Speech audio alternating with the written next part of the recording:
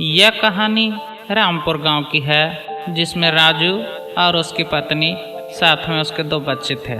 उसके बच्चे बहुत आवारा थे, इतने बड़े आवारा पूछो मत। पूरा दिन गेम खेलते रहते थे, पूरा दिन बैठ के टीवी देखते रहते थे, पूरा दिन फुटबॉल क्रिकेट पता नहीं क्या क्या उठम बजरी गिरा गिरी सब खेला करते थे। इतना खेलते थे, पढ़ने लिखने पर बिल्कुल पैसा ध्यान नहीं था। सासू माँ आकर समझाती है, ए बहू, तुम्हारा बेटा लोग बहुत आवारा हो गया है। पूरे दिन खेलता है, बदमाशी करता है, टीवी देखता है, पढ़ता लिखता कुछ नहीं है।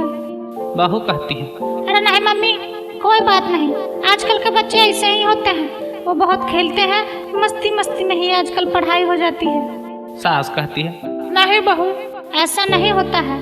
अभी से बच्चों को नहीं संभालोगे तो बड़े होकर बहुत बदमाश हो जाएंगे, फिर तुम संभाल नहीं पाओगी, तुम्हारे हाथ से बच्चे निकल जाएंगे। आज अच्छी संस्कार दोगी तो कल उसी का परिणाम मिलेगा, अगर बुरे संस्कार दोगी तो तुम्हें ही भुगतना पड़ेगा। राजू की पत्नी बहुत दुखी हो जाती, बहुत ज़्यादा दुखी हो जाती कि मेरी सासू माँ हमको डांट के चली गई। इतने में उसका बेटा आता है, फरमाइश करता है, मम्मी मम्मी मुझे तुरतुरे खरीदने के लिए पैसे चाहिए। बेटे इतने पैसे कहाँ से रोज रोज आएंगे, तुम लोग बहुत खर्च करते हो।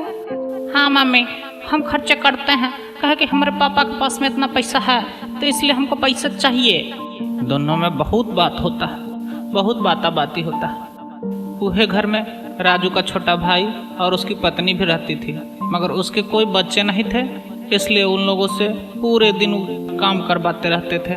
कुछ सालों बाद राजू का बेटा बड़ा हो जाता है और उसकी आवारगी इतनी बढ़ जाती है कि वो हमेशा फ़ोन पे ही बात करते रहता है। स्कूल बंक करके बार में चला जाता है, दारू पीता है, लड़कियों के साथ डांस करता है, बहुत भयंकर आवारा हो जाता है। पैसा ख़त्म होने पर मम्मी से आकर बार बार पैसा मांगता है और खूब पैसा उड़ाता है। वहीं राजू का छोटा भाई और उसकी पत्नी पूरे दिन उसके घर की साफ सफाई करते रहती है। एक दिन राजू का बड़ा लड़का राजू से कहता है, पापा अंकल और आंटी इस घर में कोई काम नहीं करते हैं, फिर भी आप उन लोगों को रखे हुए हैं, सिर्फ बैठ के रोटी तोड़ते हैं, कुछ काम धंधा नहीं है, उनको क्यों घर में रखे हुए हैं, भगा दीजिए उन्हें घर से। राजू अपने छोटे भाई को बुलाता है और कहता है, देखो अब हम तुम्हें इस घर में नहीं रख सकते हैं, क्योंकि अब इस घर में तुम्हारे लायक कोई काम है नहीं, तुम इस घर से चले जाओ। नहीं भैया, हमको रहने दीजिए, हम बहुत मेहनत करेंगे, सारा काम हम कर लेंगे। नहीं नहीं, अब तुम जा सकते हो, इस घर में तुम्हारी कोई ज़रूरत नहीं है। वहीं राजू की पत्नी भी बहुत डांटती है और घर से भगा देती है। नहीं नहीं, इस घर में अब आप लोगों के लायक कोई काम नहीं है, आप लोग यहाँ से जा सकते हैं। इस घर में बहुत ज़्यादा प्रॉब्लम हो रही है आप लोगों की वजह से, हमारा बेटा खुश नहीं है, आप यहाँ से चले जाइए। राजू का छोटा भाई श्यामू चला जाता है। बाहर आकर वो अपने भाई से कहता है कि मैं अब जाऊं तो जाऊं कहाँ। राजू कहता है, देखो तुम्हारे पास बच्चे हैं नहीं तो तुम क्या करोगे जमीन जायदाद लेकर, तुम कहीं भी चले जाओ, वैसे ही रह लेना, बुढ़ापे में किसी चीज़ की जरूरत पड़ेगी ही नहीं, बच्चे हैं ही नहीं। दुखी होकर श्यामू और उसकी पत्नी वहाँ से चली जाती है और शहर में जाकर एक छोटे से घर में रहने लगता है, पर वो दोनों बहुत दुखी रहते हैं।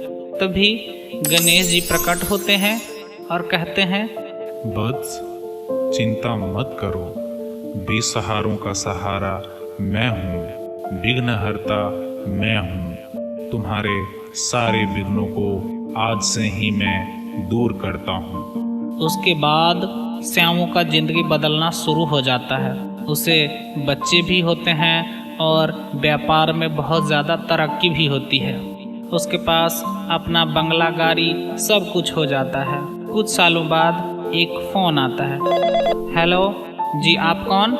मैं वकील साहब बोल रहा हूँ, आपके भैया और भाभी आपसे मिलना चाहते हैं। जी जी बिल्कुल, हम बहुत जल्द आ रहे हैं उन लोगों से मिलने। ठीक है वकील साहब, बाय। और वो दोनों अपने गाड़ी में बैठकर अपने भैया भाभी के पास चले जाते हैं। प्रणाम भैया, कैसे हैं आप? आशा है आप बहुत अच्छे होंगे। आप लोगों के जाने के बाद हमारे बेटे ने हमारे प्रॉपर्टी को अपने नाम करवा लिया और हम लोगों से ही बहुत सारा काम करवाया करता था। फिर बाद में मुझे अपने घर से भगा भी दिया। मैंने आप लोगों के साथ जो किया वो मेरे साथ भी हो गया।